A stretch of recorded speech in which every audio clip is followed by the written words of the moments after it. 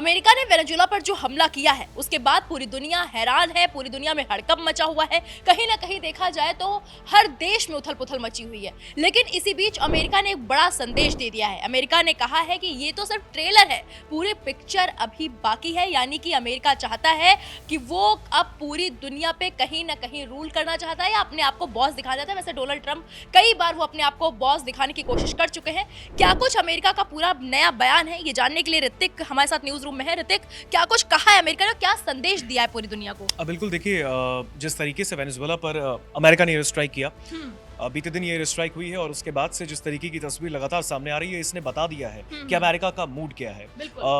Donald Trump के निर्देश पर ये एयर स्ट्राइक, और उसके बाद सबसे पहले ट्रंप का दावा आता है कि हमने वेनेजुएला के राष्ट्रपति निकोलस मादुरो, उनकी पत्नी को जो है वेनेजुएला से बाहर कर दिया है। अब खबर है कि वो न्यूयॉर्क में है। और सबसे बड़ी बात कि वहां की जो उपराष्ट्रपति हैं वो अब वहां की सरकार को अंतरिम तरीके से चलाने वाली है। इस बीच खबर अब ये आ रही है कि अमेरिकी विदेश मंत्री ने इस पूरे घटनाक्रम के बीच पूरी दुनिया को एक अल्टीमेटम देने की कोशिश की और उन्होंने कहा है कि ये तो सिर्फ एक तस्वीर है, अभी पूरा जो ट्रेलर है वो बाकी है, तो पूरी पिक्चर वो दिखाना चाह रही है। ऐसा अमेरिका की विदेश मंत्री की तरफ से सामने आ रहा है। उनका कहना यही है कि ये हमला, ये एयर स्ट्राइक सभी देशों के लिए पैगाम है, यानी सभी देशों में पूरी दुनिया के हर देश हैं। तो अमेरिका जो अपने अमेरिका फर्स्ट नीति पर काम करता है, जिस तरीके से डोनाल्ड ट्रंप अमेरिका को दुनिया का बॉस बनाना चाहते हैं, उस कड़ी में अगर देखें आप, बॉस बनाने का अगर ये रास्ता है, ये अगर आप जंग के रास्ते से चलकर अगर आप दुनिया का पर जो है वो कब्जा करना चाहते हो, अगर आप जो है फतह करना चाहते हो, तो शायद कहीं ना कहीं आप उस रिस्पेक्ट को नहीं कमा पाते।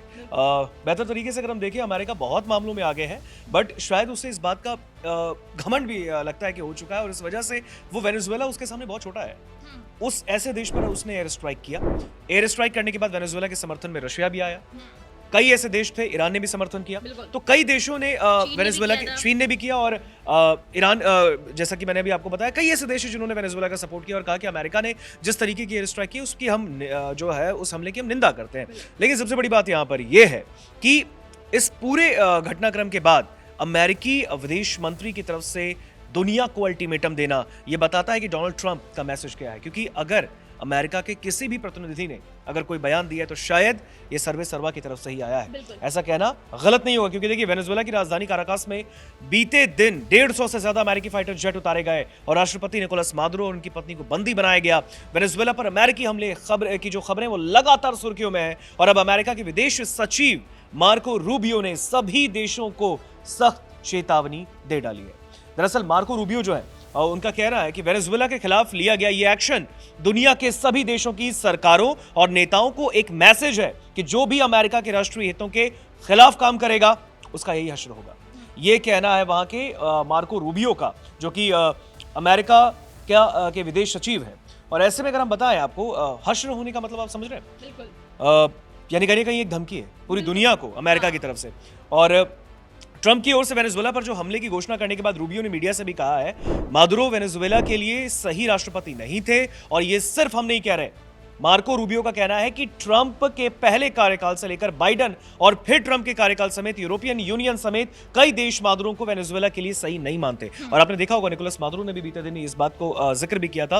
2-3 दिन पहले उन्होंने कहा कि हम अमेरिका से बात करने के लिए तैयार हैं, क्योंकि अमेरिका और जो वेनेजुएला है उसके बीच एक टकराव था कई मुद्दों को लेकर। और ऐसे में वेनेजुएला के जो राष्ट्रपति निकोलस मादुरो ने कहा था कि हम बातचीत करेंगे अमेरिका से, लेकिन डोनाल्ड ट्रंप हो या फिर यूएस की जो सरकारें रही, हर बार उसने कहा कि निकोलस मादुरो के नेतृत्व में वेनेजुएला की सरकार काम अच्छा नहीं कर रही। तो इस वजह से वेनेजुएला के राष्ट्रपति ने इस बात का आरोप भी लगाया यूएस पर। और उसके बाद आप देखिए, यही बात रूबियो भी कह रहे हैं। और रूबियो कहते हैं 2020 में मादुरो के खिलाफ संयुक्त राज्य अमेरिका में अभियोग लाया गया था और उन पर $50 मिलियन का इनाम रखा गया था। मादुरो को बहुत से मौके मिले, लेकिन उन्होंने यही रास्ता चुना है। अब सबसे बड़ी बात यह है कि मार्को रूबियो ने आगे इस बात का भी जिक्र किया कि मादुरो को लगा कि वो अमेरिका के साथ खेलते रहेंगे और हम कुछ नहीं करेंगे। मादुरो ने ईरान को वेनेजुएला में आने का आमंत्रण दिया है, अमेरिकी तेल जब्त कर लिया, अमेरिका में गैंग के लोगों को भर दिया और अमेरिकी व्यापार को नुकसान पहुंचाने की कोशिश की। यह आरोप, गंभीर आरोप मार्को रूबियो ने लगाया है वेनेजुएला के राष्ट्रपति निकोलस मादुरो पर। ट्रंप का जिक्र करते हुए अमेरिकी विदेश सचिव का कहना है कि अमेरिका के 47वें राष्ट्रपति कोई खिलाड़ी नहीं है। उन्होंने डिफेंड किया अपने राष्ट्रपति डोनाल्ड ट्रंप को और कहा कि वो कोई खिलाड़ी नहीं है।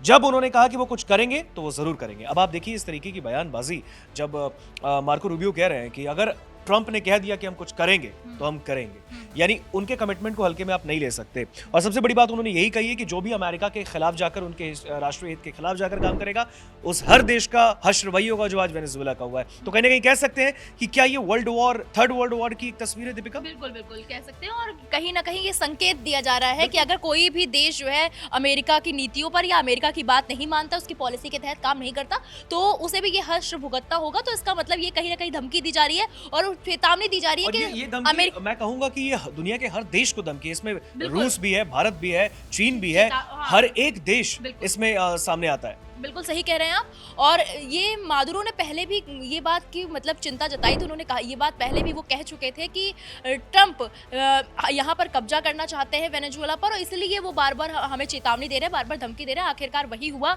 और ट्रंप ने वहाँ पर कब्जा करने का ऐलान भी किया, और उसके बाद मादुरो और उनकी पत्नी को बंदी बनाकर अपने देश न्यूयॉर्क लेके चले गए। अब देखना यह है कि क्या जो अमेरिका की तरफ से ये संदेश, यानी कि एक तरह से चेतावनी आई है, उस पर बाकी देश क्या प्रतिक्रिया देते हैं। लेकिन आप क्या प्रतिक्रिया देंगे फिलहाल अभी के लिए हमें कमेंट बॉक्स में जाइए और जरूर बताइए।